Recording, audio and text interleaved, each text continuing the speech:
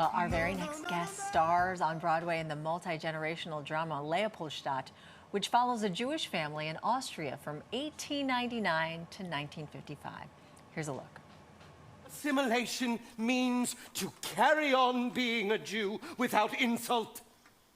Episcopalians are assimilated. Zoroastrians are assimilated. I could be a druid for all my professors care. It is only the Jews. I am an unbeliever. I don't observe Jewish customs except as a souvenir of family ties. But to a Gentile, I am a Jew. And joining us is four-time Tony Award nominee, actor Brandon Uranowitz. Good morning and congratulations on this Tony nod. How exciting. Thank you for having me. Oh my gosh. You're just glowing, and you're a hometown kid, and we love to see hometown kids win. Oh, thank you. Put it into the universe. Thanks. Yeah. People who've never seen the show, heard of it, give us a rundown. Tell us about your character. I actually played two characters. The play takes place from 1899 to 1955. It follows four generations of one large, for better or for worse, assimilated Jewish family in Vienna. And when the play starts, I play Ludwig, a mathematician who has just sort of learned the teachings of Theodor Herzl and sort of Zionism and the creation of a Jewish state. That is very intriguing to him because he is wary of the assimilation question for Jews at the time. We follow him right up until Kristallnacht and the beginnings of World War II. And then in 1955, I come back as Nathan Fishbein, who is Ludwig's great nephew. Okay. It's a difficult sort of family tree to follow, but that's sort of the point. Yeah. That's Tom Stoppard's goal, I think, is to challenge the audience to follow one family, as difficult as that may be, through time.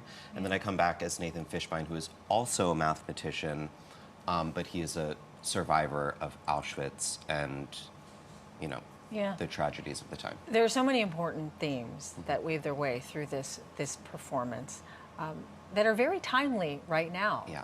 Do you feel somewhat like of a responsibility to get that message out? Deeply.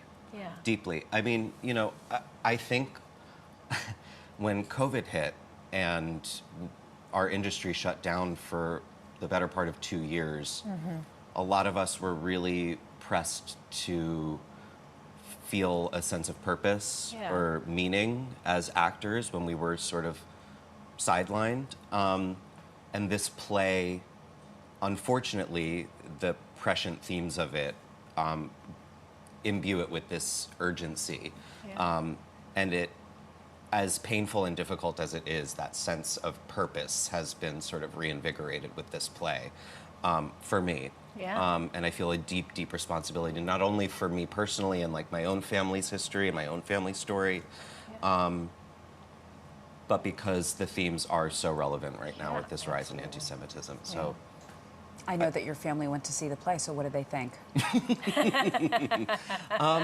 I mean, they're deeply, I think there's a weird like dissonance for them because they're so incredibly proud of me and what I'm doing in this play and my work in this play, but it's also deeply painful for them to watch. You know, the first time my parents saw this show, I guess I hadn't even thought about this because I'm so sort of focused on the tragic elements of the play and the family's journey. I hadn't realized that my mom was sort of speechless. She's like, I play Ludwig ages through the show. And there's a point in the show when I'm like, you know, in my mid-70s. And my mom was like, you look just like your grandfather. And I didn't know what to, I couldn't, I was inconsolable. Oh, wow. And I hadn't even thought about that. So I think there's just like a lot of, it's very meaningful for all of us in like many ways. Yeah, and to be recognized with a nomination, a Tony nomination, is it surreal for you? Because I know we're speaking off camera about how it was really your dream to be on a Broadway stage coming from New Jersey. Yeah. I mean, it's just sort of, yes, it is surreal. the only thing I've ever really wanted in my life is to be on Broadway and to be a part of the Broadway community. You know, I'm a hometown boy, so I like grew up going to theater and waiting at stage doors and like, you know, watching actors come out, and like that sense of community is so rich, and it's all I've ever wanted. And this nomination just sort of is both a validation of the work, which is so deeply meaningful for me, but it also makes me sort of feel like that wanting to be a part of something, that feeling is mutual in some way. Yeah. That like I want to be there and they want me to be there. Yes. Like, you know what I mean? And that's wonderfully validating. So you manifested this as a kid. I did. Then you get to your dreams. Let's keep it going. Okay. Steven Spielberg. There's talk of bringing this to TV. Mm-hmm, there is. So let's say it. Let's send him a message. Anyone watching? Steve, I'm available. So that would be a dream, yeah? Yeah, of course. I mean, I love this story so deeply, and like, you know, I want this family's story specifically because it's so individual and it's so unique and personal, but it's also so universal. And the message of the story is, I believe, needs to be heard by anyone and everyone who can hear it. So I want the story to be on TV in whatever iteration it is. That to me is the most important thing, that people get to see the story and hear the story. What is it exactly, though, that you want audiences to come away with?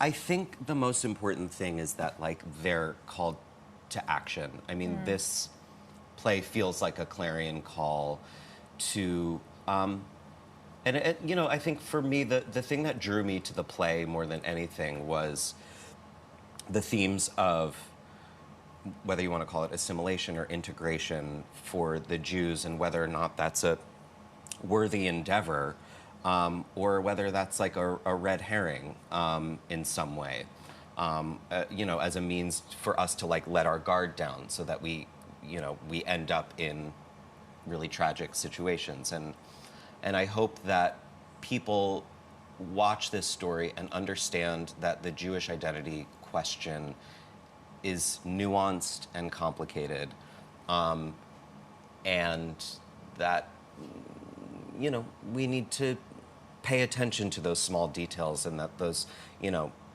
small little microaggressions or things that are seemingly inconsequential have very big consequences, because I think it's easy to ignore them.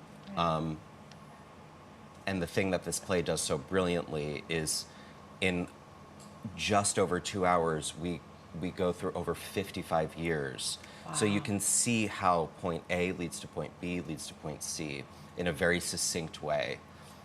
That makes it, I think, a bit easier for you to recognize those small things that can lead to like much larger tragic consequences. Such an important message.